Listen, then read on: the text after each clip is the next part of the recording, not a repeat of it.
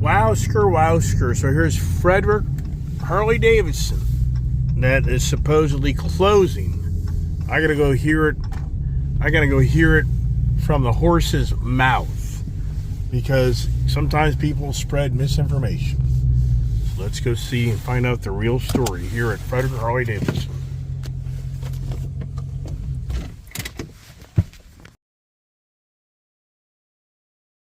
Now for me, this kind of hits close to home, because I can remember coming to this dealership like in March, I believe it's March, maybe it's January, February of 2012, and test driving a Harley Davidson motorcycle for the first time in my life. And it was so cool that I walked in this dealership and a young lady said, "How you doing?" And then said, "You want to ride a motorcycle?" I was like, "I may ride one, but I ain't buying one." Yeah, right. So I gotta go see the real story here. Hey, breaking news, or is it breaking news? I think the community knows that Frederick Harley Davidson has been is going through a change. And so for anybody out there that's watching my channel, or anybody's hearing news, for the most part, Frederick Harley Davidson apparently will be different May 1st. Now, as far as all the details, I don't think I can really give you the total details because it's under change. Is this place going to close? No. So Frederick Harley Davidson, this location will still be open as of May 1st. It's never going to close. Now, can I say to you it's still a Harley Davidson dealership? I don't know. Is it maybe a different brand, different, like a motorsport, like a diversity of a lot of different motorcycles? That's possible. But anyways, this place is not closing. It's just changing. All right, so really interesting conversation back there with Sean, the owner of Frederick Harley Davidson. He's saying stuff, but he's not saying stuff. He's got to kind of be careful. But apparently, the dealership, for the most part, has been sold. So anybody out there that's wondering what's going on at Frederick Harley Davidson, the establishment, the building is not closing. As far as Frederick Harley Davidson continuing on as a Harley dealer, that information is not really clear. So it sounds like maybe it will, maybe it won't, but it will not be under the same ownership. And for the record, a major car dealership has bought out Frederick Harley Davidson. So anybody out there wondering what's going on, the real truth here is that facility is not closing. It's just going to change hands of ownership, and we'll probably be selling possibly a different brand of products. Could it be cars? Could it be motorcycles? Not real sure, but what's very interesting is the Triumph dealer that used to be co-located in the same building as a Yamaha dealership, I didn't know this, but the Triumph dealership is no longer at the Yamaha. So Fredericktown Yamaha used to be a Triumph Yamaha dealership, and they lost that franchise. So now you have to say to yourself, well, there's another angle here too. In Frederick, Maryland, there used to be a Honda dealership owned by a family that owned it for 50 plus years, and right during the pandemic, after the pandemic, they closed doors. So in Frederick, Maryland, there's no Honda dealership. So you'd have to say to yourself, is there possibly a new Honda, Triumph, a multi-brand product line coming to the Frederick area where the Frederick Harley Davidson dealership is? I would say it's possible. Is it possible that the Harley Davidson dealership continues on there and the new owners build out other areas for the multi-brands? I don't know. So, but there is one thing for sure, the change of ownership will happen. But if anybody thinks that that facility is just going to go empty and there's no longer going to be anything there, that's not correct.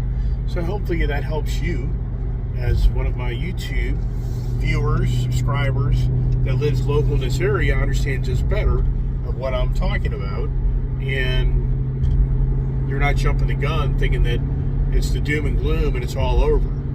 That's not necessarily the case. So stay tuned for more information. Oh, what a moody day. What a day of moods, right? I mean, good Lord, I had my morning conversation about mood. If you watch my morning conversations, you'll understand that better. And then to have me go out and work out in the field and drive to Coons Baltimore Ford to pick up a USB stick to get the data off of my purchases of my vehicles, only to end up buying yet another vehicle. Jesus Christ, beyond unbelievable.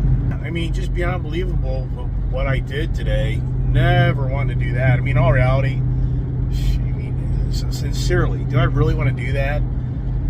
The only way I can kind of come to closure doing that is this. I just got a 2023 Ford F-250 Platinum, lifted, customized, really nice truck, 12,000 miles on it, and letting go of my 2020 Ford F-250 Tremor truck, Platinum, that has like 44,000 miles on it, and just kind of coming to closure that I'd rather have that newer style truck that has lower miles and it drives a lot better than my F-250 Tremor. Yeah, the F-250 Tremor, it's a nice truck, it's a nice package, but at the same time, it's debatable how that guy kind of set that suspension up. And for the record, I just, for the most part, swapped a payment for a payment.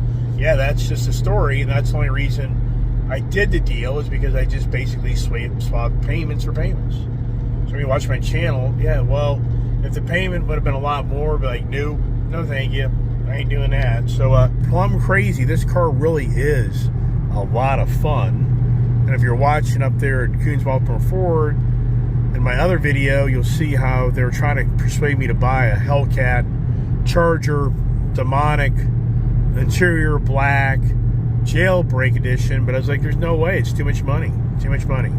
So I didn't really have interest in that. Plus, I think the Super Bee looks so much nicer. I think the Super Bee has so much more of a character. The Super Bee just has the flair to it, the look, the mood to it, right? So anyways, I'll have a lot more video content tomorrow in my Saturday morning kind of brief conversation to share with you me going and getting my Ford F-250 Platinum used, but I got to get my F-250 Platinum truck emptied out of all my equipment, my fuel tank. So that's a project. Yeah, that's a whole nother project.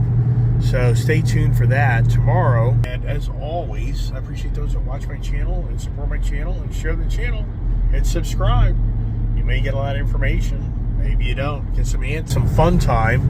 And this car here really is a lot of fun. I mean, it really is. You get some exhaust note out of this thing as we kind of go through the tunnel here. We can. I mean, this guy's flashing me behind me. Like, what are you doing? I'm like, I'm going up the road. What are you doing? So anyways, she's a lot of fun. Have a great evening. God bless. Now, something I should have talked about a little bit more in depth here. Here's another example of another small business being gobbled up by big business.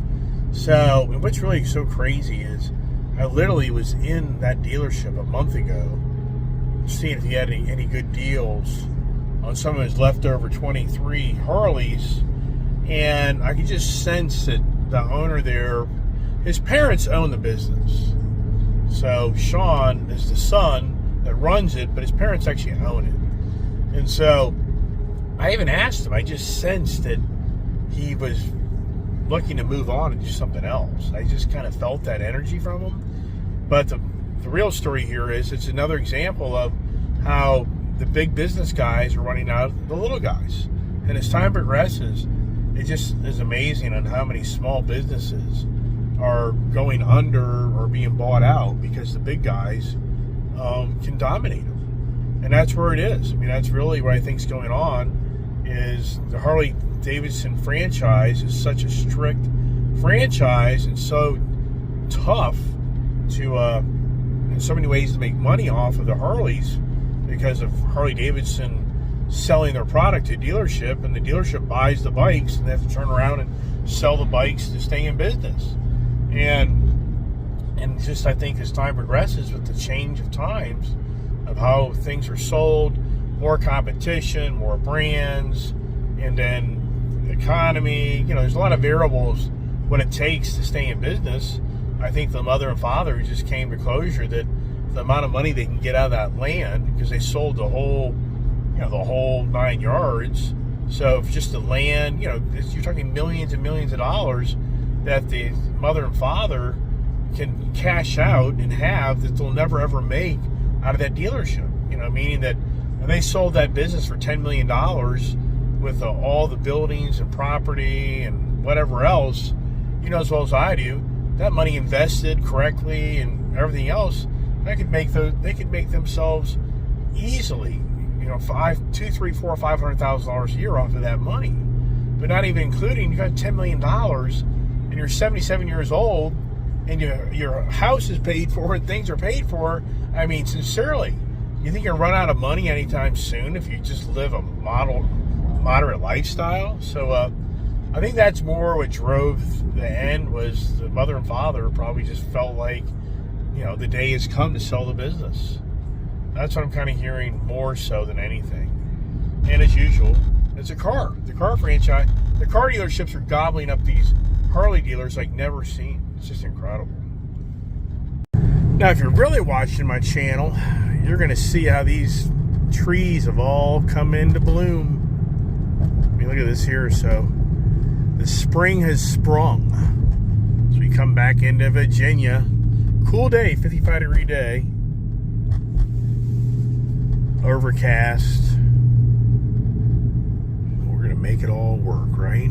The Ice Age TV adventures that just never end. What number car is this? It's number 9, 10. I mean, what number deal is this? 9, 10? I can't believe it. Yeah.